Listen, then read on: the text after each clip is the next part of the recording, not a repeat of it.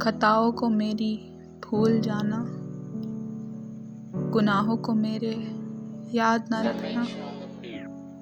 میری قربانیوں کو اگر میں نہ رہوں تو صرف اپنے دل میں آباد رکھنا،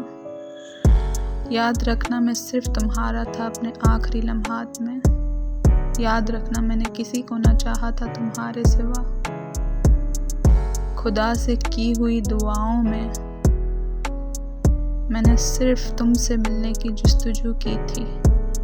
اپنے آخری سفر کے راستے میں، میری بربادیوں کی صدائیں لے کر مجھے پھر برباد نہ کرنا، میری کامیابیوں کے قصے ہمیشہ یاد رکھنا،